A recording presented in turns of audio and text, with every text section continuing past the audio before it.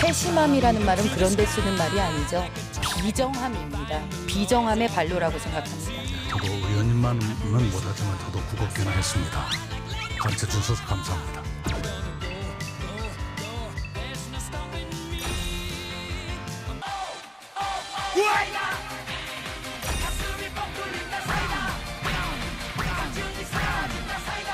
부동산 투기를 투자를 하겠지. 부동산 투자를 하되 정직은 하지 말아야죠.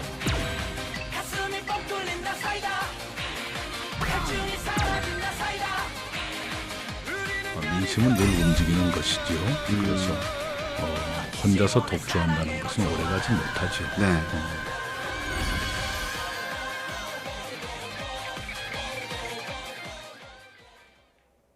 네, 차기 정치 지도자 선호도 조사에서 이재명 지사가 줄곧 1위를 달리던 이낙연 의원을 앞선 것으로 나타났습니다. 여론조사 결과를 좀 살펴보면요. 이재명 지사가 19%, 이낙연 의원이 17%로 나타났는데 물론 오차 범위 내에 있긴 하지만 그동안 이낙연 의원이 7개월 연속 1위 자리를 지키지 않았습니까? 그리고 지지율 20% 아래로 그렇죠. 내려간 건 이번이 처음인 것 같아요. 그러니까 이낙연 의원과 이재명 지사 보면 참 스타일이 굉장히 다릅니다. 예. 뭐 아시겠지만 이낙연 의원은 굉장히 이제 엘리트주의자고 또 신중하고 이런 반면에 이재명 지사 같은 경우는 굉장히 저돌적이고 굉장히 좀 속도가 빠르죠. 예. 이제 그러면서 본인이 또 어떤 성장한 배경 자체가 보면 굉장히 어떤 면에서 보면 좀 이제 시장의 어떤 이런 여러 가지 이 반응들을 굉장히 빨리 흡수하는 뭐 그런 것이 있는데 특히 이제 이낙연 이 의원 같은 경우는 이제 단점이 뭐냐면 현 정부와 연동되어 있다는 거예요. 즉 뭐냐면 결국은 이낙연 후보가 결국 이제 이렇게 뜬 이유는 결국 현 정부에서 문재인 대통령에서 총리를 했다는 것 때문이거든요. 그러면 문재인 대통령의 지도 올라가면 이낙연 의원은 같이 올라갑니다.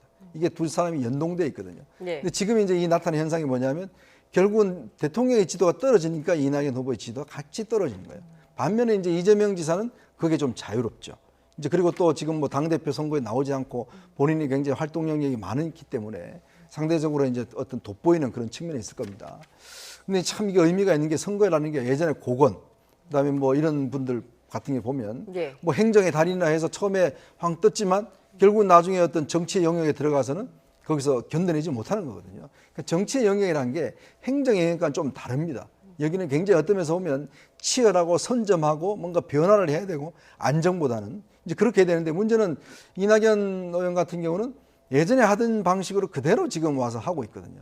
근데 지금 이재명 지사는 거의 아웃복스예요. 어디 가서 지금 할지 모르는 상황이기 때문에 네. 저는 이런 어떤 변화된 상황, 즉 여당이 어렵고 변화된 상황에서는 이 지지층 입장에서 보면 뭔가 새로운 거, 뭔가 저돌적에 돌파해 줄 수 있는 리더십, 이걸 지금 요구를 하고 있거든요. 예. 그러니까 저는 이게 어떤 면에서 우려되는 대본이 뭐냐면 이낙연 후보의 저 지지율 하락이 단순히 순간적일 것인가 아니면 계속될 것인가. 예. 저는 이런 부분에 있어서 여당의 지지도가 떨어지면 떨어질수록 오히려 이재명 지사의 어떤 부각이 더 되지 않겠는가라는 그런 걸 갖고 있는데 문제는 이낙연 후보는 정부와 각을 세울 수가 없어요. 당대표가 만약에 된다 하면 더 각을 세울 수가 없는 거거든요. 예. 그렇게 되면 당의 지지도와 정부의 지지도가 떨어지는 걸 고스란히 본인이 떠안아야 됩니다.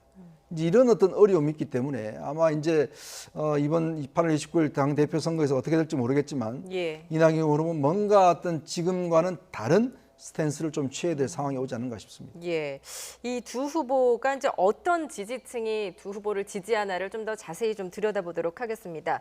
이재명 지사 같은 경우에는 남성 그리고 3, 40대 인천 경기 지역에서 지지도가 많이 나타난 것으로 나타났고요.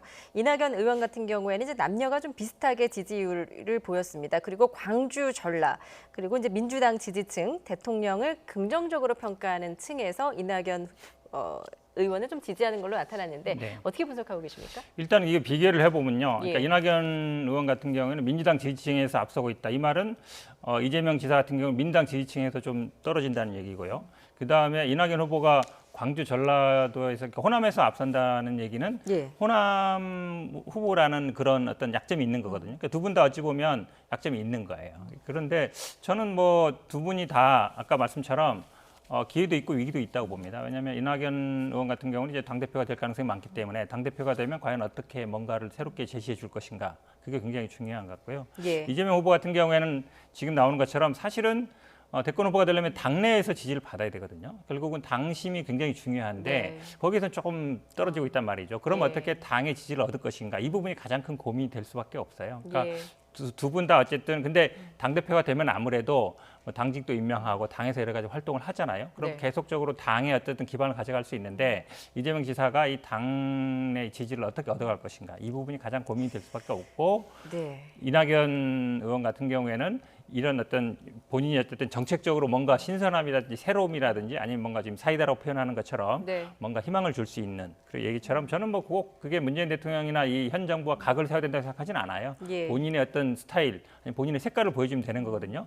그런 것들을 어떻게 당대표가 돼서 제시할 것인가, 그런 숙제가 두 분이 다 남아있다고 봅니다. 예, 이낙연 의원의 지지율 같은 경우에는 이제 조금 전에 여당 지지율 그리고 대통령 지지율과 연동되는 효과가 있다라고 분석을 해주셨는데, 지금 이재명 지사 쪽으로 이동한 지지율을 봤더니 중도층보다 진보층이 더 많았거든요. 이 부분에 대해서 좀 어떻게 분석을 해야 될까요? 이재명 지사 같은 경우가 약간 이제 당내 지지도 있지만 약간 그러니까 진보적인 그러니까 기본소득이라든지 아니면 이번에 뭐 기본주택이라든지 이렇게 예. 계속 제시하는 거 보면 처음에 이 청년 배당도 처음으로 나왔죠. 그러니까 약간 정의당과 민주당 사이 쪽에 있는 분들이 또 지지세가 있어요. 실제로 예. 지금 30, 40대 연령대로 나오죠. 이분들이 보면 약간 진보적인 성향 갖는 분들이거든요. 그러니까 사실은 그 전에 우리 지난번 대선 때도 보면 약간 중도의 문재인 대통령, 그다음에 오른쪽에 약간 안희정 지사, 왼쪽에 약간 이재명 지사 있는 정도였거든요. 그러니까 어찌 보면 당의 스펙트럼을 많이 넓혀주는 역할을 많이 했던 게 사실인데 예. 지금 말씀처럼 그러니까 그러니까 우리 민주당에서도 약간 왼쪽에 있는 분들이 지지를 많이 받고 있는 건 사실입니다. 근데 그 부분을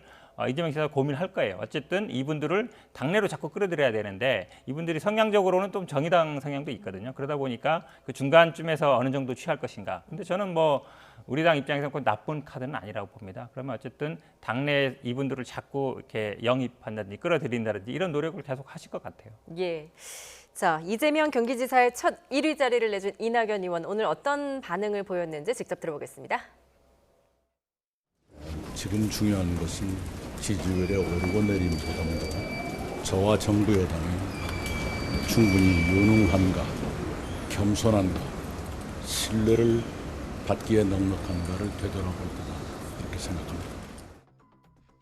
예, 이낙연 의원, 민심은 늘 움직이는 것이다. 그리고 여러 현안에 대해서 쌓인 국민의 실망과 답답함이 저에게도 해당된다. 이런 또 발언을 하셨는데, 이낙연 의원의 좀 그 모습이 좀 지나치게 신중해서 지금과 같은 뭐 코로나19라든지 수해나 뭐 이런 비상시국에는 좀 맞지 않는다라는 또 지적도 있습니다. 어떻게 보십니까? 그러니까 이게 속도가 지금 굉장히 빠르거든요. 우리가 네. 지금 보시면 알겠지만 전국의 어떤 전체적인 속도가 굉장히 빠르게 진행되고 있습니다. 아시겠지만 4.15 선거 이후에 지금 여당이 이렇게 시어 떨어진 게 몇 달이 안 걸렸거든요. 예. 그리고 매일매일 사실 우리나라 정치라는 게 굉장히 다이나믹해서 새로운 이슈들이 지금 계속 나오고 있는 거거든요.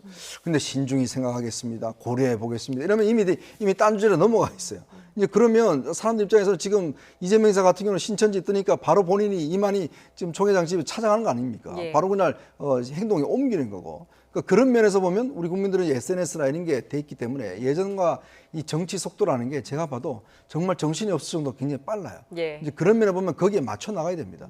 그러니까 이걸 뭐 계속 고려하고 고민하고 심각하게 고려하고 있고 이렇게 되면 국민들 답답해 하거든요. 뭔가 결과물을 내놔야 되는데 지금도 마찬가지입니다. 부동산 아마 당대표가 되시면 가장 먼저 부동산 문제 해결해야 될 겁니다. 자, 그러면 정부에 있는 강요들을 어떤 처리 방향 이야기해야 될 겁니다. 그러면 당연히 이야기해도 저 사람 잘라라, 경질해라 라고 이야기해야 될 텐데 좀 뭐 계속 애둘러서만 이야기를 하시면 이 답답한 거예요. 그 부동산은 마찬가지입니다. 이제 이게 사실은 시간이 얼마 남지 않았다는 거예요. 왜냐하면 내년 3월 되면 네. 일단 사퇴를 해야 됩니다. 지금 내년 대선 후보를 뛰기 위해서 1년 전에 사퇴를 해야 되거든요. 그러면 지금 뭐 뛰시는 분들이 보면 이재명 지사도 있겠지만 또 정세균 총리도 또 생각이 있으신 것 같아요. 그러면 지금 연말 지금 정기회 들어가면 실제로 본인의 정치력을 보여줄 수 있는 시간이 얼마 되지 않습니다. 그럼 당대표가 되어서 뭔가 강렬한 인상을 남겨줘야 되는데 과연 그게 시간적으로 가능하겠는가? 그리고 또 이것을 강렬히 보여준다면 어떤 순간에 정부와 좀 갈등관계 형성이 돼야 됩니다. 즉 청와대와도 마찬가지고 그렇게 누가 이슈를 주도해 나갈 것인가. 이러면서 본다면 아마 이낙연 의원의 고민이 상당히 깊어지는 상황이 아니겠는가 또 그런 생각도 해봅니다. 예. 간단히 첨언하면요. 근데 뭐 이낙연 의원 스타일이 이렇게 뭐 정부와 맞서거나 아니면 굉장히 공격적으로 하거나 이런 분은 아니에요. 평생 그렇게 안 살아왔거든요. 근데 정치도 뭐 중요하지만 본인의 스타일을 밀고 나가는 것도 저는 중요하다고 봅니다. 갑자기 뭐 지지율 때문에 색깔을 확 바꾼다 그러면 굉장히 어긋나게 돼 있어요. 안 하던 본인 스타일에 안 맞는 것. 저는 그럴 필요는 없다고 봐요. 본인이 해오던 스타일이 있기 때문에 사실은 어느 지역을 가나 어떤 이슈를 가나 얘기를 하면 다 얘기가 통합니다. 그만큼 어찌 보면 모든 현안을 꿰뚫고 있다는 것인데 그런 스타일로 쭉 가는 게 맞지. 갑자기 뭐 태도를 돌변한다 그러면 사고를 날 수도 있는 거거든요. 그러니까 예. 저는 뭐 지지율 하나에 너무 일희일비하면서 이렇게 확 바꿀 필요는 없다. 본인의 스타일을 정직하게 밀고 나가는 게 오히려 더 중요하다라고 봅니다. 예, 그야말로 민심은 늘 움직이는 것인데 이재명 지사와 이낙연 의원의 지지율 역전, 일시적인 현상일지 앞으로 추세적인 흐름일지는 지켜보도록 하겠습니다. 지금까지 현근택 변호사, 이현종 문화일보 논설위원과 함께했습니다. 잘 들었습니다.